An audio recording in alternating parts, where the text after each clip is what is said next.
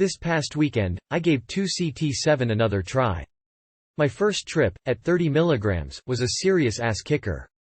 I had a completely empty stomach, started with a high dose, had some nasty nausea, and then I was stunned by the most intense visuals I've ever seen.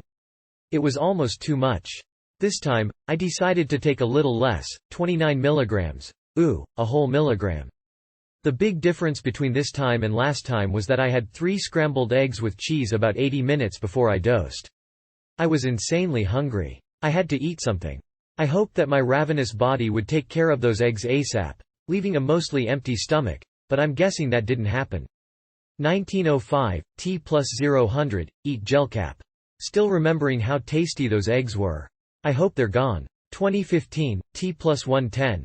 Starting to notice the first hints of something visual, like last time. 2025, T plus 120, maybe I was imagining it. 2100, T plus 155, what the fuck? I feel like I ate a quarter tab of shitty acid. There is just this hint of something trippy, but I can't put my finger on it. 2130, T plus 225, major frustration. Damn those eggs. I don't feel any different from an hour and a half ago. 2205, T plus 3 o'clock. The thought crosses my mind to take some more. This seems like a bad idea. 2230, T plus 325. Praise Shulgin. I'm seeing some more persistence of vision. It's about time. Very similar to last time. Moving things leave trails and lights sparkle, but there are no classic psychedelic visuals yet. 2305, T plus 4 o'clock. Yes, 4 hours have passed. I finally start to feel an increasing body energy. It's a combination of stimulation and a sort of pressure, sort of like an increase in muscle awareness. I notice that I'm moving a little more deliberately, slowly and carefully. This will continue for the rest of the trip. 2340, T plus 435. Visuals are starting to pick up now. They're coming on more slowly and are less intense than last time. Similar in structure. Occasional double images, lights appear multiple times and fly around. The trails that moving objects leave behind are surprisingly complex. 2CT7 seems to have the strongest persistence of vision that I've seen on any psychedelic. When I close my eyes, the image I was seeing stays for a very long time. Nearly a second before I notice any real degradation of the image, and then as it fades away it starts to morph into the fabric of CEVs. 010, T plus 505. We're going to head over to a friend's house. I think I've reached the peak. This peak is not as strong as last time by any means. But it is still a very enjoyable state to be in. The visuals are still excellent, and my mind is very clear. There is a lot of color rippling over almost every surface. I feel like I want to shy away from public view. I'm fine chilling with friends, but I feel less able to be in public on 2CT7 than I think I would on other psychedelics. I would probably enjoy this in an environment like a rave. But while I can buy groceries on LSD, I don't think I'd want to on 2CT7. I'd probably be fine if I did.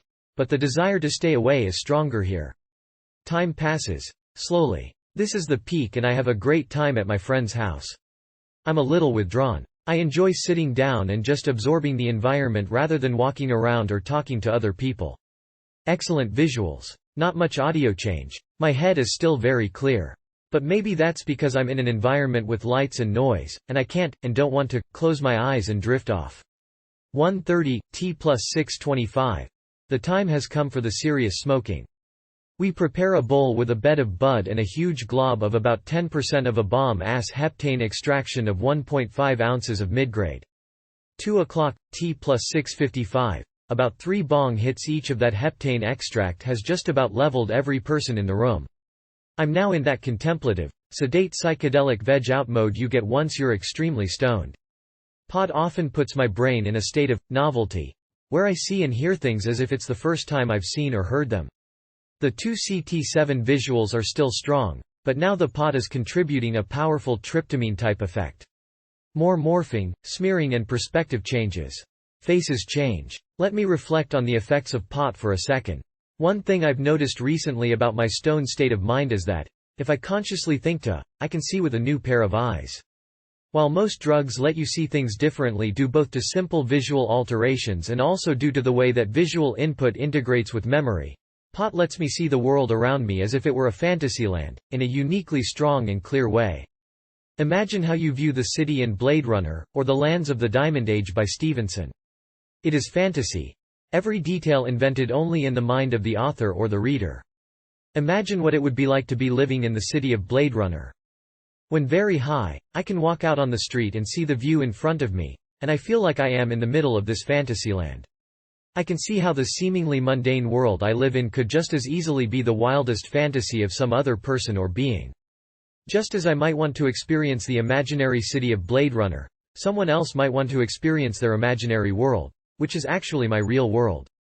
As I ride along the road through the huge steel superstructure of an elevated highway, I realize that, to someone unfamiliar with my world, the car I'm in and the hugely complex system of roads I'm on is just as fascinating as the world my mind creates when I read The Diamond Age.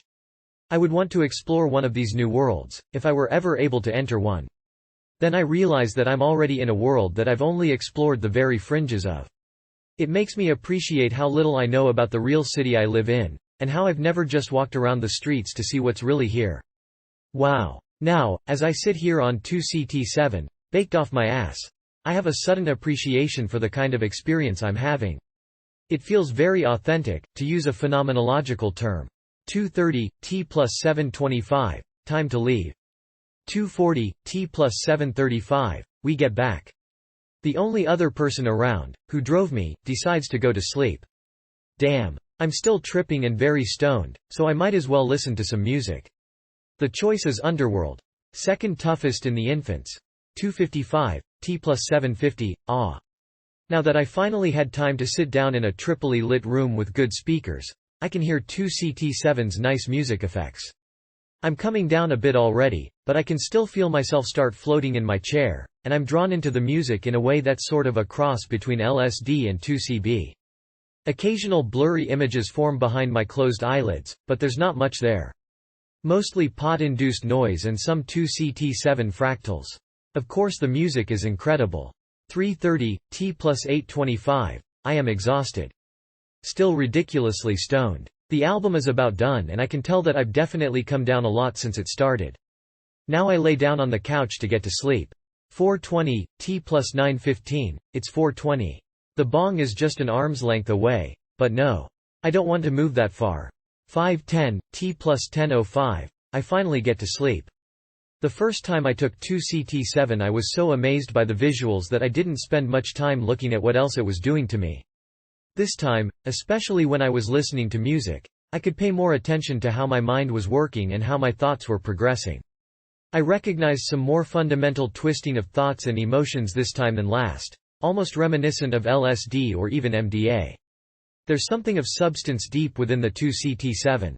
I'd really like to sit down and listen to music and watch the CEVs next time when I'm peaking, instead of as I'm coming down. Another thing I noticed is that the initial persistence of vision effects that start well before the rest of the trip starts seems to be a unique characteristic of 2CT7. No other drug that I've taken causes a subtle initial visual change, then just sits there for at least an hour until more stuff starts happening. The persistence is surprisingly strong and obvious, given how early it starts in relation to the rest of the effects. But my mind is still clear and there are no other alterations at all. I am pretty sure that those high-fat eggs and cheese were responsible for the 4.5-hour delay before I peaked. It has been said that 2CT7 is very sensitive to how empty your stomach is.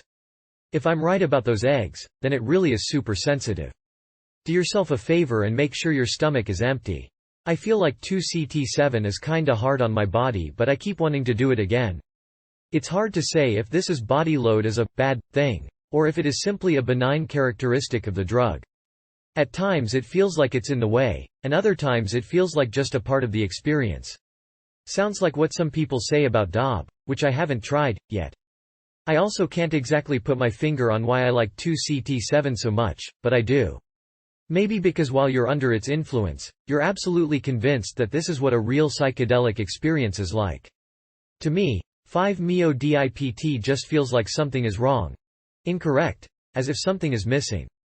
TFMPP, yuck. You can tell it's psychedelic, but what is there that's worthwhile in the trip?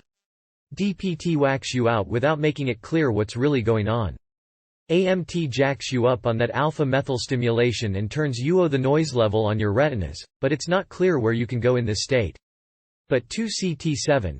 Great visuals, fitting all the archetypes of the psychedelic experience. A body feeling that gives you a taste of the out-of-body experience. And a clear enough head that you can appreciate it all. Great stuff.